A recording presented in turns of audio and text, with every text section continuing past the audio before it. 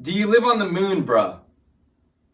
Hey guys, what's going on? Welcome to the first episode of Ask Commonlad, where I'm going to be going through your viewer questions on my videos and answering them to the best of my abilities. Everything that has to do from reselling to Shopify to Instagram growth, I'm going to see if I can be answering your questions today. Also, if you have any questions and you want to be featured on the next one of these videos, be sure to leave them down below. Let's get right into things. Would you ever consider selling large items, such as a bicycle that you mentioned in this video, on eBay? If so, how would you go about it? Would you deconstruct it into pieces or buy a big enough box to fit it? Well, that's kind of a tough one. I'm a big fan of selling locally on Facebook Marketplace, Kijiji, Craigslist, whatever that might be. We're in Canada, you see, so dealing with those kind of items through Canada Post, FedEx, whatever sort of, courier you want to be using, you're going to be paying up quite a bit. I suppose if it's like a super valuable thing, even for example, the bicycle that he's talking about in that video was probably worth upwards of $400. You could probably do it. I would probably take it apart, deconstruct it, and ship it on eBay. So yeah, you could probably list it. But it's just such a hassle. I mean, selling big items like that is not fun. You don't want to be, having those things get damaged in shipping and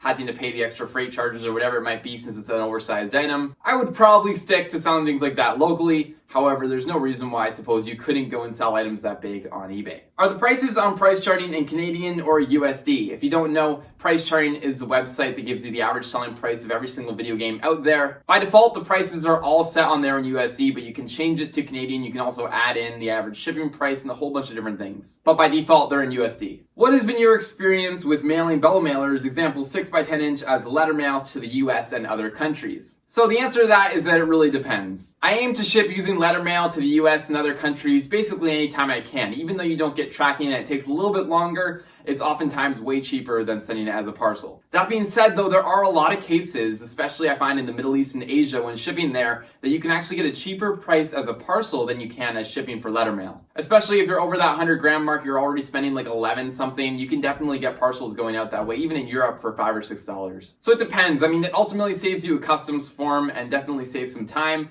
You can just drop them off in a red box instead of having to line up, but you can sometimes get a cheaper price as a parcel and it will get there quicker. You just have to check what country you're sending it to and what it costs to send letter mail versus a parcel there. Just curious, how much to ship those guitars, and do you package in a box? They're referring to the Guitar Hero guitars that I sold I think a couple episodes back. But the guitars that they're talking about there, I actually use two boxes. I put the bottom half in one box and the top half in the other box, and I just tape them together. But yeah, I would always use boxes for an item like that. I would never ship those in like a bubble mailer or a poly mailer. That being said, I have shipped them in a poly mailer before with just a ton of bubble wrap around them. I guess you could do that, but I just trust the boxes way more. The cost, I think mine was going to Ontario, so it was maybe $15, $20, but you could definitely get up there into the $30, $40 mark if you're sending out west or out east. How do you get paid on your eBay? I wanted to use the Canada Post letter mail system on my website too, but I don't know how untracked shipping works with PayPal. I still get paid through eBay on PayPal, however I'm switching over to managed payments I think here in the next couple weeks. But with regards to PayPal and eBay, I believe in Canada it doesn't matter if it's tracked or not because they're aware of all these untracked methods of shipping up here. I know in the US that's a requirement to be a top level seller, but here again you don't have to ship with tracking. So to answer your question, it's never been a problem for me. I've never put in tracking for any of the letter mail items that I send, and PayPal has never given me a problem about it. What shipping company do you use for shipping? Well, it's obviously Canada Post. No, well seriously, I have used some other couriers in the past, FedEx, UPS, but I mainly use Canada Post. I say 99.9% of the time it's Canada Post. You just oftentimes can't get as good a rate with FedEx and UPS, although I know their services are much better in terms of getting things there intact. They're more expensive, and at the end of the day, this is a game which really relies on your margins and how much money you're spending on shipping, so Canada Post is what I use all the time. Where do you buy your bubbler packages? Well, Sean, I'm assuming you're talking about the bubble mailers that I use. I get this question so often. I get them on eBay. I get them in big bundles of 100-200 from eBay. It's from some Chinese sellers. If you just look up, whatever you need, 7x9 bubble mailers on eBay, you can find them for a pretty good deal. I pay right around 20 to 25 cents for them. You can get them also on AliExpress, Costco, Amazon, dollar store, depending on what you need and what the price is. You can get them everywhere. But I get mine on eBay. I had to read this one. This one's awesome. I bet you this buyer would have shipped you a rock. Ethan, you're not wrong. This is a really funny comment. Yeah, it was talking about the scam that I got or the return issue that I had where the buyer with no feedback wanted to return a pair of shoes that costed upwards of $80 because they didn't fit. Yeah, I've heard horror stories. Luckily, it's never happened to me, but definitely the buyer, will open a case like that, try to return and then send you back something that's totally not the item that they ordered. In this case, he's saying he would send me back a rock. Yeah, I mean, it could have happened. It would have been hilarious. Can you print shipping label for the slot mail rate? great. Meepo, I wish this was a thing, honestly. Canada Post's website is not optimized for us letter mail senders. Why is it not a tool in Snapship? Why can't we just print the exact label that we need for letter mail and then not be overpaying with stamps every single time, ship them from home, make things way more simple for everybody who's trying to figure out what the heck is going on with letter mail in terms of pricing? Yeah, I don't know. I'm not sure why Canada Post does not offer that. I've been looking into it for a while. I've talked to many different clerks. Seems the only way to send letter mail from home is by stacking stamps on different parcels and trying to find the rates through their big spreadsheets. Yeah, having a Snapship tool for letter mail would be a lifesaver, and it'd be sweet if you could print out labels like that. Another question that I get so often, what's the requirements for the small business account?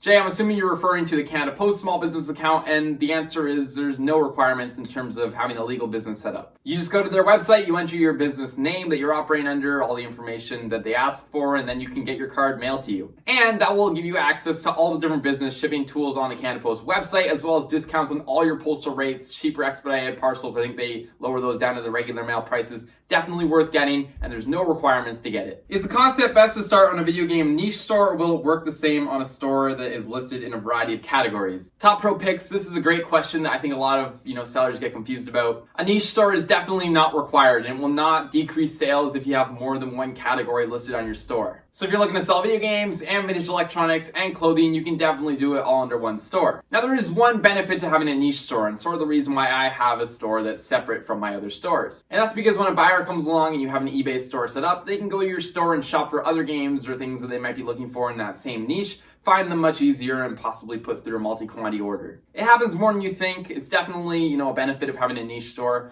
but overall your sales in terms of on the search rankings and everything will not be affected if you have a general store. I was told by Canada Post that you can only use letter mail for paper and everything else has to go in a small packet regardless if it's less than 2 millimeters. This is such a common misconception, a comment that I get all the time. So the normal letter mail, which I think is what he's referring to, the under 2 millimeter one. Yes, absolutely, that is only supposed to be used for shipping paper. However, the one that's under an inch, which is a non-standard oversized letter mail, if you look on their website, it says that you can ship a whole variety of things. One of them covered there is media. Another one is, jewelry. Another one is, small electronics, hard drives, whatever it might be. If it's under that inch thick and under the 500 gram maximum, you can send them via letter mail. So no, there's no requirement. I think some of the clerks might get this wrong sometimes when they're, doing their training. They think all letter mail has to be paper. That's not the case. If you look at their website, at least, it says that you can ship other things in non-standard oversized letter mail. Why do you use stamps instead of shipping labels from Canada Post? Same sort of answer as before, but you can't print labels at home, and I don't want to line up at the post office to print out the labels just to get a few cents off. It's not worth my time.